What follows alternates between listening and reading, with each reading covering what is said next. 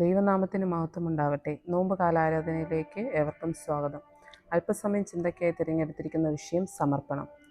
അതിനാധാരമായി തിരഞ്ഞെടുത്തിരിക്കുന്ന വേദഭാഗം ലൂക്കോസ് എഴുതിയ സുവിശേഷം 1-ാം അധ്യായം 26 തുടങ്ങി 38 വരെയുള്ള വചനങ്ങൾ.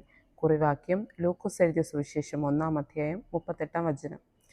അതിന് മറിയ, ഇതാ ഞാൻ കർത്താവിൻ്റെ ദാസി, നിന്റെ വാക്കുപോലെ എനിക്ക് ഭവിക്കട്ടെ എന്ന് പറഞ്ഞു. ദൂതൻ അവളെ വിട്ടുപോയി.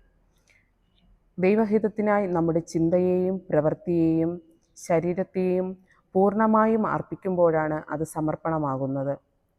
കുറിവാക്യമായി വായിച്ച വേദഭാഗത്തിൽ യേശു കർത്താവിൻ്റെ ജനനത്തിനായി മറിയയെ തിരഞ്ഞെടുത്തപ്പോൾ തനിക്ക് നേരിടാമായിരുന്ന ലോക അപവാദങ്ങളെക്കുറിച്ച് ഭയമുണ്ടായിരുന്നിട്ടും തന്നിലൂടെ ദൈവപ്രവൃത്തി വെളിപ്പെടട്ടെ എന്ന് ചിന്തിച്ചും ദൈവത്തിന് ഒരു കാര്യവും അസാധ്യമല്ല എന്ന് പ്രാർത്ഥിച്ചും പ്രവർത്തിച്ചതും കൊണ്ട് ലോകരക്ഷകൻ്റെ മാതാവായി തീരുവാൻ മറിയയ്ക്ക് സാധിച്ചു. മാത്രമല്ല, ലോക ജനതയുടെ തന്നെ മാതാവായി തിരഞ്ഞെടുക്കപ്പെടുകയും ചെയ്തു.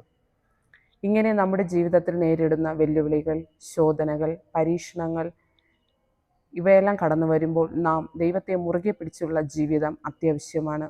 ദൈവത്തിന് ഒരു കാര്യവും അസാധ്യമല്ല എന്ന് വിശ്വസ തീഷ്ണതയോടെ പ്രവർത്തിച്ചാൽ ദൈവത്തിൽ നിന്ന് അനേക നന്മകൾ ആർജിച്ചെടുക്കുവാനായി സാധിക്കും.